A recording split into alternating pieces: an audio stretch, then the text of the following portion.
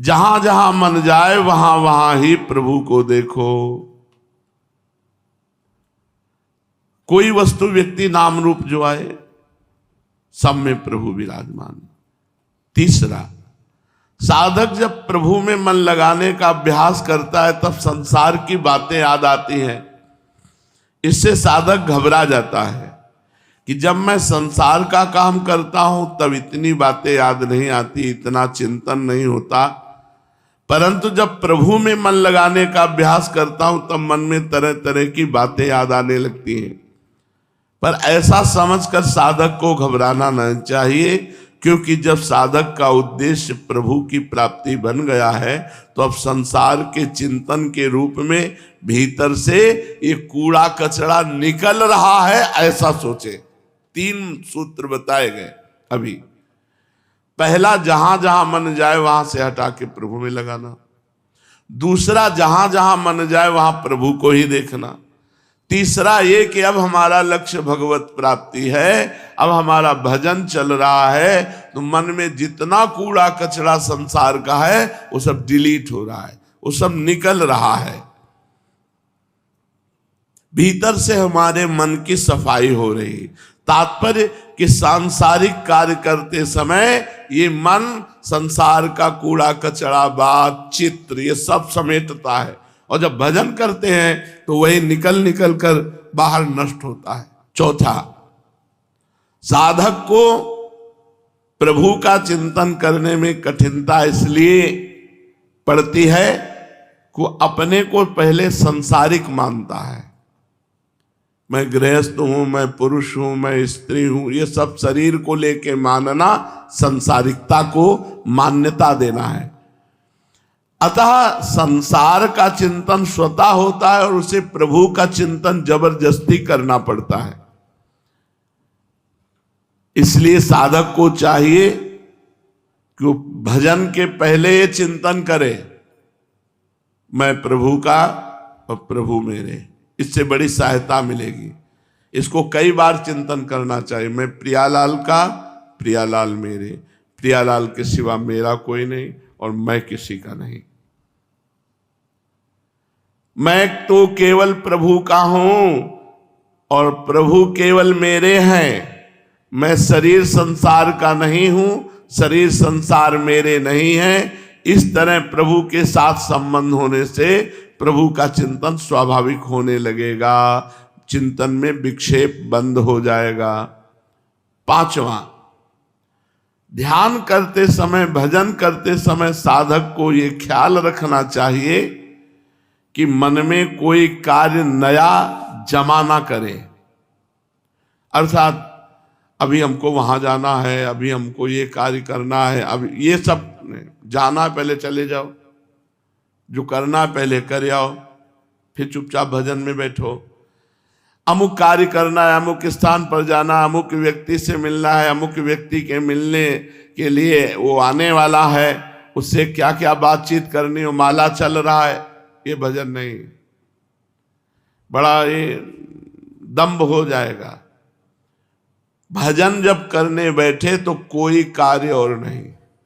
30 minute, 1 घंटा, 2 घंटा जो समय भजन के लिए दिए, उसमें फिर अन्य कार्य का चिंतन नहीं होना चाहिए। अभी ये कार्य करना है, अभी यहां जाना है, अभी वहां जाना है। शांत चित्त होकर बैठे। छठवां, भजन करते समय संकल्प विकल्प आवे, तुरंत उनको स्वाहा करो। डांटो मन को, धिक्कार है। प्रभु के नाम और मंत्र से बढ़कर कोई बात है जो चिंतन कर रहे हो, उसको जो ही डांटोगे वो शांत हो जाएगा। सातवां, एक बिंदु बनाओ मन को एकाग्र करने के लिए। कोई बिंदु, सामने कुछ हो, ज्यादा गर्दन घुमानी न पड़े, सामने ऐसा हो और उसमें आंख खोलकर बस एकाग्रता पूर्वक देखना शुरू कर दो और उसी में नाम लिखो बार बार। और जब आंखें थक जाएं, कड़वाहट लगने लगे, मूंद लो, अब अंदर लिखो। आंसू निकल सकते हैं, आंखों में जलन हो सकती है, मस्तक में थोड़ा दर्द सा लग सकता है, फिर खोलो, और एकदम जैसे गुस्सा होकर देखते हैं ऐसे एकदम आंखों की पलक ना झपक नहीं पावे, आंखों में जलन होगी, आंसू गिरेंगे, और ये जितने मिनट कर सको 8 बार 10 बार आप देखो, आपका मन शांत होने लगेगा, आपका भजन में प्रवेश होने लगेगा। ये खुद अनुभव की बात है, इसे त्राटक क्रिया कहते हैं। किसी भी एक बिंदु को, जहां भी आपका कोई भी बिंदु तो कहीं ना कहीं मिल ही जाता है, नहीं तो स्केच पेन से लगा लो, छोटा सा गोला लगा लो अपने सामने, आराम से बैठ, अपने तो कील पे भी लगा लेंगे, किसी भी पे कुछ भी, जरा सा दाग लगा है उसी पे लगा लिया, और थोड़ी देर के बाद वो एकदम प्लेन हो जाता है, क्योंकि वो देखते देखते बस वो आंख बस खुली, लक्ष्य वही है, नाम चल रहा है, वो सब हट गया, कील फील, वो नाम लिखा है, अपना जो मंत्र चल रहा है वही मंत्र। एक दृष्टि, श्वास भी धीरे धीरे आ रही, धीरे धीरे जा रही, ये करके देखिएगा। सीधे बैठो ऐसे, सीधे, हमारे हरिवंश में वंश जो वा के ऊपर बिंदी लगी उसी पे लगा दिया, नाम लिख लिया, मन से लगा दिया, अगर बाहर कुछ नहीं। लेकिन नए साधक को बाहर जरूरी चाहिए, ये बहुत जरूरी है, अगर कर लो तो आपको बहुत सहयोग मिलेगा भजन में, चलते फिरते उठते बैठते भजन की वृत्ति बन जाएगी अगर ये कर लो। लेकिन व्यभिचारी पुरुष ये नहीं कर सकता, जो थोड़ा संयमी और ब्रह्मचारी है वही ये टिक सकता है, नहीं तो मिचमिचाहट आंख में वो जरा से, अरे हमसे नहीं बनता, नहीं बनना क्या है, सिंहवत एक जगह बस देखना शुरू कर दो, वो आंखों में जलन हो तो फिर ऐसे मूंद लो, फिर आंसू गिरेंगे, फिर ऐसे करो, 8-10 बार ऐसे करो, आप देखना आपको लाभ मिले। इसकी प्रक्रिया तो इतनी जोर की है कि अगर संकल्प कर ले ऐसे तो तुम कदम नहीं बढ़ा सकते, वहीं खड़े रहोगे। त्राटक के हमने देखा है, ये आज की बात नहीं, ये 35-40 वर्ष पहले की बात है। जैसा सोचा है कि आदमी वहीं खड़ा रहे 5 मिनट, तो वहीं खड़ा रहेगा, उससे पूछो क्यों खड़े थे, पता नहीं, 5 मिनट वहीं खड़ा रहेगा वो। मंत्र आदि तो स्वाभाविक फिर चलने लगता है। 8वां, 10 बार नासिका के स्वर से देखो,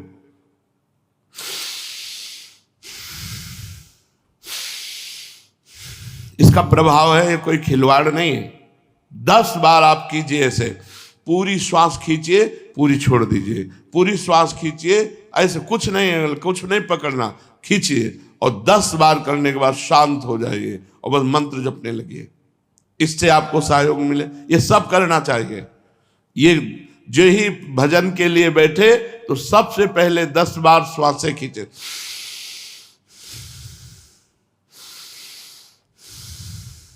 ये खींचो और निकालो, और फिर कोई त्राटक क्रिया करो, किसी बिंदु पर त्राटक करो, और फिर जब थक जाओ तब आंख मूंद कर, और ये सब मंत्र जपते हुए होना चाहिए, नाम जपते होना चाहिए। ये मन को यतो यतो निश्चरति मनश्चंचलम अस्थिरम, अस्थिर मन, चंचल मन को स्थिर करने के ये 8 उपाय बताए गए। पहला, जहां जहां मन जाए वहां से हटा के नाम मंत्र में लगाना। दूसरा, जहां जहां मन जाए वहीं भगवान को देखना। तीसरा, मन का कूड़ा करकट सब डिलीट हो रहा है। चौथा, भगवान के चिंतन में इसलिए कठिनाई आ रही कि मैं संसार को अपना मानता हूं, मैं संसारी हूं, मैं गृहस्थ हूं, ऐसा मानता हूं, नहीं, मैं प्रियालाल का हूं, प्रियालाल मेरे हैं।